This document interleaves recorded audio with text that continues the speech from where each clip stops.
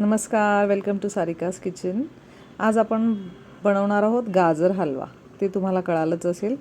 प्रथम आपण तूप घेतलं, तूप थोडंच होतं, त्याच्यावर आपण खिसलेलं गाजर घेतलं आहे। मग माझ्याकडे तुपाची बेरी होती ती टाकली आहे। ती टाकल्यामुळे ना थोडासा एक रवळपणा येतो। त्याच्यानंतर एक 5-10 मिनटं त्याला शिजू दिलं वाफेवर।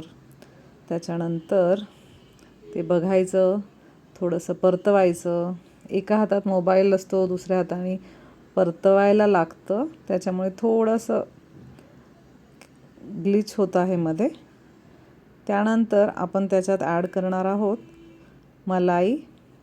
ती आपण जी साठवून ठेवतो ती घेतलेली आहे मी। तुम्हाला पाहिजे तेवढी मलाई तुम्ही टाकू शकता। त्यानंतर थोडंसं तो शिजला, परत चेक करायचं एक 5 मिनिटांनी। त्यानंतर त्यामध्ये दूध ॲड करायचं आहे। दूध घालून परत ते ढवळून थोडा वेळ झाकून ठेवायचं। आता हा बिना साखरेचा गाजर हलवा आहे, तर साखरेला पर्याय काय आहे ते मी दाखवते। साखरेला पर्याय आहे लिक्विड स्वीटनर, जे सुक्रालोज बेस्ड आहे आणि 0 कॅलरीज आहेत। तर मी मोजून 5 थेंब टाकले आहे, जस्ट 5 ड्रॉप्स। स्वीट नथिंगचं लिक्विड स्वीटनर आहे, ते सुक्रालोज बेस्ड आहे, त्यानेच ह्याला गोडवा येतो। तर यामध्ये मी साखर घातलेली नाही आहे। परत आपण त्याला थोडा वेळ व्यवस्थित परतून ढवळून ते झाकून ठेवणार आहोत।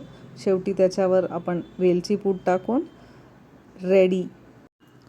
तर आपला गाजर हलवा रेडी झाला आहे। विदाऊट शुगर आपण लिक्विड स्वीटनर वापरलं आहे आणि फक्त 5 थेंब मी टाकले होते, तर त्यावरच हा गाजर हलव्याला गोडवा आलेला आहे। हे लिक्विड स्वीटनर जर तुम्हाला हवं असेल तर तुम्ही कमेंट्समध्ये स्वीट नथिंग म्हणून कमेंट करा, मी तुम्हाला डिटेल्स पाठवेन। हे लिक्विड स्वीटनर तुम्ही थंड गरम पेयमध्ये वापरू शकता। 1 थेंब 2 कप चहासाठी पुरेसा होतं। थँक्यू।